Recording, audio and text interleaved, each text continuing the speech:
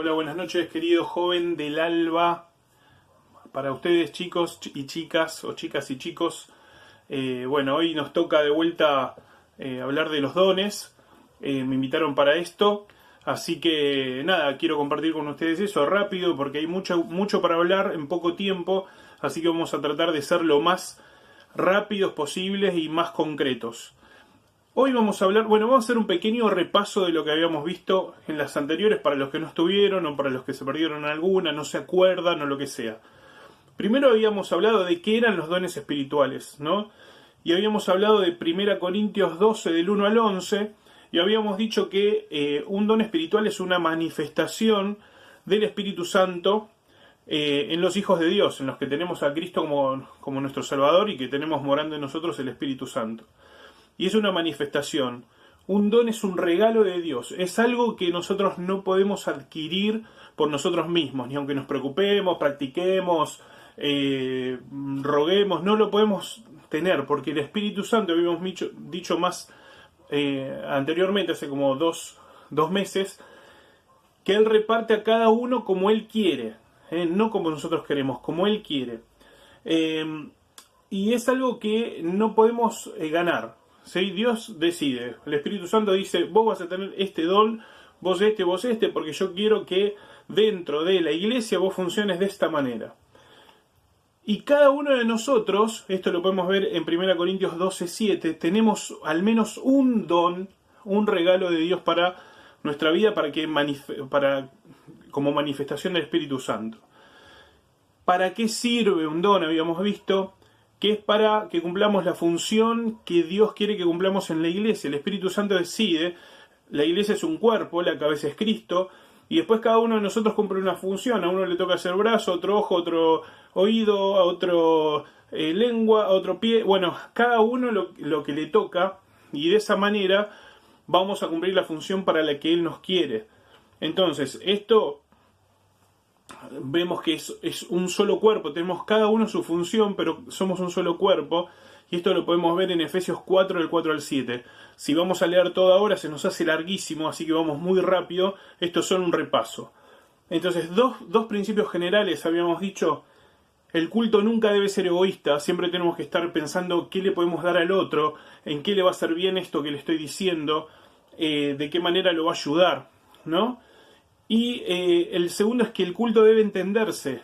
No es una cosa que uno se pone a hablar en cosas difíciles que nadie entiende y listo, se va a su casa. Cada uno tiene que irse entendiendo el mensaje de Dios para él. Bien. Y después vimos listas de dones, ¿no? Vimos listas que hay en 1 Corintios 12 del 8 al 10. Y estuvimos viendo. Hoy lo vamos a repasar, hoy no se preocupen. Después estuvimos viendo 1 Corintios 12:28, que habla no solo de dones, sino que habla de personas, como apóstoles, profetas, después a la enseñanza, exhortación, bueno, varias cosas, ¿no? Romanos 12, del 6 al 8. Después también tenemos Efesios, bueno, y vimos, la vez pasada, lo que vimos es cada don de una de esas listas. Lo vimos así rápidamente. Y habíamos visto también la vez pasada que tenemos que conocernos a nosotros mismos, tenemos que ver qué es lo que Dios nos dio, qué capacidad nos dio Dios, tenemos que aceptar los dones que nos dio, porque esos, cumpliendo ese, sea el cual sea el que te haya tocado o los que te hayan tocado, vamos a hacer lo que Dios quiere que hagamos, lo cual es genial. Que los dones vienen de Dios, no los podemos nosotros adquirir ni con la práctica, ni pagando, ni nada. Y sea cual sea el don que tengas, tenés que usarlo. La pregunta sería acá, ¿sabés cuál tenés o no sabés cuál tenés? Bueno, eso vamos a seguir charlando de esas cosas. Entonces, bueno, empezamos a ver los dones y demás. Y llegamos al día de hoy. Y el día de hoy vamos a hablar un poco de la iglesia de Corintios, de Corinto, la iglesia de los Corintios, que es la que, si entendemos un poquito esto, nos vamos a entender mejor. Tenemos que ir muy rápido, les aviso, tenemos que ir muy rápido. Después, al final de todas estas charlas, podemos hacer alguna especie de preguntas para que aprendamos todos, ustedes y yo. Porque seguramente van a hacer preguntas que yo no sé. Si es que hacen alguna, por favor háganlas. Y vamos a comprometernos entre todos a estudiarlas y a aprenderlas. Bueno, la iglesia de los Corintios era una iglesia que eran todos creyentes nuevos, eran recién salidos. Vieron que en la iglesia primitiva había predicaciones que se convertían de a 5.000 personas, de a 3.000 personas. Y en Corinto había era una iglesia nueva, ¿no? En un principio, obviamente, cuando nació la iglesia de Corinto. ¿Qué pasaba ahí? Venían del paganismo. El paganismo era la adoración a todos los dioses que no son Dios. Entonces venían de los dioses falsos, venían de la idolatría, venían de experiencias de que pasaban cosas en esos lugares donde se adoraron esos dioses, muy, muy, muy raras, entraban en éxtasis, se ponían a hacer cosas. Bueno, venían de todo un trasfondo así. Entonces los corintios, lo que pasaba ahí era que habían llevado a la iglesia muchas de esas cosas. Entonces, cosas que en un principio eran de una manera, ellos las habían pervertido con tantas otras cosas, ¿no? Hablando de sexualidad, tipo de adoración, un montón de cuestiones que tenían problemas los corintios. Entonces, dentro de eso, los dones también los habían abusado. Habían usado los dones como no había que usarlos, o habían hecho como falsificaciones de algunos dones también. Y de ahí venimos, ¿no? Entonces, vemos que hay dones que tenemos que son como, vamos a decir, tranquis, y hay dones que son como algunos lo llaman espectaculares, como que wow, ¿no? Como el don, no sé, don de milagros, don de sanidades, don de lenguas, que son como muy visibles, muy vistosos, y hay otros que no son vistosos, hay otros que son de más normales, digamos, más como tranqui. Bueno, entonces, en Corintios 12, del 8 al 10, vemos varios dones, y lo que pasa acá es que Pablo está escribiendo corrigiendo a los corintios por las cosas que estaban haciendo. Entonces tenemos que verlo en este contexto, lo que está pasando en Corintios, con los corintios. Me confundo Corinto, que es el lugar, con corintios, que son los que vivían en Corinto. Bueno, entonces, estos dones, vamos a ver dos listas de dones, dijimos, ¿no? Unas que son los dones que quizás que hoy tenemos, y otros que, bueno, yo les estoy adelantando algo con esto que les digo, y otros que ya no están en vigencia hoy. Entonces teníamos por un lado los dones que son dones, digamos, de edificación, digámosle, ¿no? Y ahí vamos a nombrarlos rápidamente. Los dones de edificación, que son los que tenemos acá en esta lista, son don de profecía. Don de profecía, como dijimos la vez pasada, no significaba, en este caso, predecir el futuro, no profetizar sobre el futuro, sino que hablaba más que nada de predicación, de proclamación, de hablar de Dios. Después tenemos el don de enseñanza, que es explicar las verdades de Dios de una manera contundente, de una manera que llega, ¿no? De una manera especial. Después tenemos la fe, que la fe, todos tenemos que tener fe, porque de hecho dice, sin fe es imposible agradar a Dios, pero esta es una fe que mueve cosas, ¿no? Una fe profunda, una fe especial que mueve cosas que pasan por esa fe que uno tiene. Después tenemos el don de sabiduría. Sabiduría es la capacidad de entender profundamente las verdades de Dios y llevarlas a la práctica, hacer las cosas prácticas, no solamente una cosa teórica, intelectual. Es hacer de esas verdades de Dios algo práctico. Después tenemos conocimiento, que es entender los hechos. Es investigar, conocer de manera profunda. Es un erudito, un experto. Y el conocimiento no implica sabiduría. Puede ser que vos tengas mucho conocimiento, pero que no tengas sabiduría. Después tenemos discernimientos de espíritus, que simplemente es saber si eso que te están diciendo es de Dios o de Satanás. De qué lado viene. Después tenemos misericordia, que es mostrar de manera especial amabilidad, bondad, ser buenos a la gente. Después tenemos exhortación. Exhortación a veces pensamos que es retar. Algunos de estos ya los vimos la vez pasada, pero estamos haciendo un repaso y juntándolos todos. Exhortación pensamos a veces que es retar, pegar el tirón de oreja, vos mirá, hacer. Y exhortación es como ponerse al lado de uno y guiarlo de confortarlo con amor, tratar de corregirlo con amor, es decirle, che, mirá, ¿cómo te ayudo en esto, así, así? O sea, es corregir, si tenés que corregir a uno, no ir con la varita a darle, sino con amor sentarte al lado y decir, che, ¿qué pasó? Bueno, mirá, esto es así, en realidad, eso es exhortación. Después tenemos dar. Dar no tiene que ver con la cantidad de bienes que vos poseas, sino con la generosidad de corazón y el Espíritu Santo te va a guiar y Dios te va a proveer de lo necesario para dar. Estuve escuchando a un autor que dice que muchas personas que son de los que más dan en el mundo son de los más pobres. No necesariamente vos tenés que tener mucha plata para dar. Dios te va a proveer. Dios te va a proveer de lo que vos tenés que dar y te vas a dar y dar con amor. Dar sin pensar, a ver cuánto tengo y si le doy a este me quedo con tanto. Esa no es la idea. Después tenemos el don de guiar o de gobierno, de presidir, también dice la Reina Valera, que son dones de administración para los que están en posiciones de autoridad, los que les toca estar en autoridad en la iglesia, que es manera guiar con amor y con celo, con preocupación genuina por las almas y por la iglesia que te toca guiar o por el lugar que te toca estar de autoridad. Después tenemos ayuda o servicio, que esto es lo que significa diaconía. Trabajadores, gente que trabaja en cosas prácticas, a veces no se ven, pero siervo, servicio, que este es un don que a veces no le damos ni bolilla, pero Dios le dio mucha importancia.